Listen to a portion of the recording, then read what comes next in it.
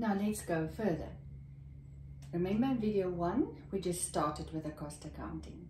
We started with the different general ledger accounts.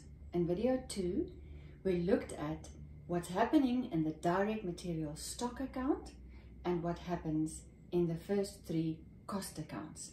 If you look here, that's where we stopped in video 2. We had our raw material cost account and we closed it off to WIP. And we had our direct labor and we closed that one off to WIP, and we had our factory overheads and that closed off to WIP. So let's have a look at the WIP account. This is a very, again, just remember that this is my abbreviation to save time. Do not abbreviate. You've got to write out the whole name of the account. So in this work in progress account, there will be some desks that's still in progress. Maybe we've got the top of the desk and some legs, but maybe it's not sanded yet, but something is not finished. That is why it's work in progress. It's still being made. Let's say we've got 70,000 Rand worth of desks that's still not completed. Now remember what we said? These 3 close off to work in progress. So we will have direct material cost, direct labor, and factory overheads. Via the general journal, we post it to the WIP account. So let's take the 10,000 and put it in there. Take the 40,000 and put it in there. Take the 10,000 and put it in there. Now we have to hear or read what is the amount of all of this, of this 70,000. What of that is actually now finished and can now go to finished goods to be sold. So the information will be given to you, and if they say to you that the stock that's ready to be sold or the finished goods for this year is 50,000, then we put it here and we write finished goods, because that is where this account information will go to. It's not all that's on this side, definitely not. It is what would be told to you, or it will be calculated in some other way with some missing amounts here. But let's say we've heard that the finished goods currently is 50,000. Now this 50,000 will now have to go to finished goods. So let me just wipe this one out, because we've dealt with this now.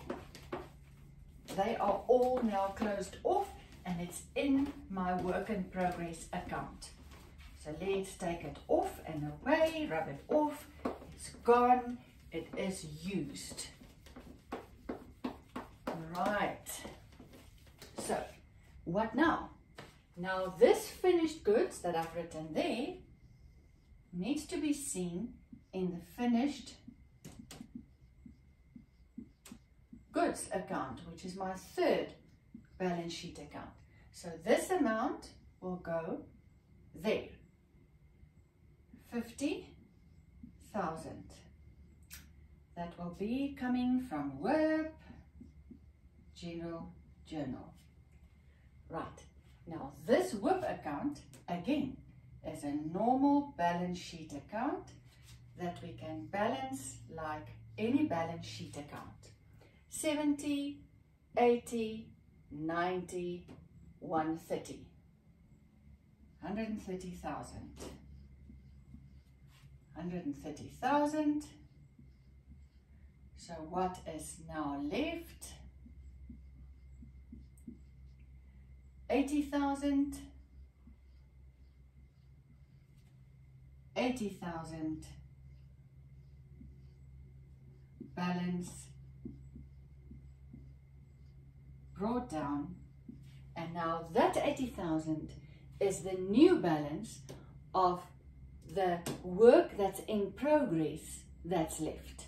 So that is all monetary amounts that we work with, money amounts, money values. There's 80,000 now in progress that we can use. Let's go back to this finished goods amount that we're going to see here. Finished goods can also start with a balance, because there can be finished goods, but they're not all sold. Let's say there's 100,000 there. We start with 100,000, and now at the end of this year, there's another 50,000 ready to be sold. Now we need to know, so what is sold? Then we must sell some of these products that we make. So it's in this account that we then will find out what's the amount of the stock that is finished. Now look at what I'm writing. Cost of sold, cost of sales. Here is what you will be told again. Maybe we will tell you that stock to a value of 6,000 was sold at a selling price after the markup was 10%. Whatever the calculation may be, you will then put the cost of sales here. So it's in the finished goods account that you will be able to calculate the cost of sales. And again, this is just a normal balance sheet account that will balance like all the others. 150,000, right, 142,000,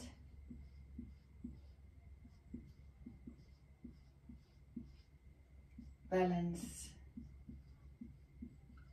carried down. And remember the dates. Please don't forget to write that, and I'm not concentrating on that now.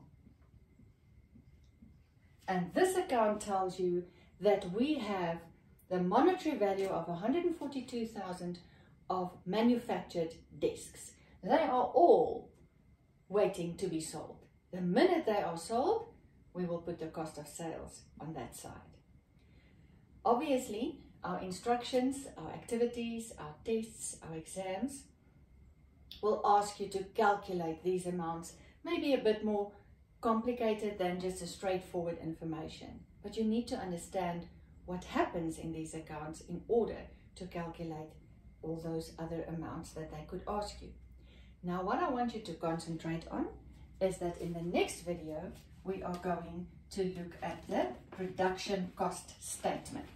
And the production cost statement is basically a statement with the information that we find in the work in progress T account. We're just going to put it in a statement. So I'm going to leave this on the board, and from here in the next video we're going to do the production cost statement.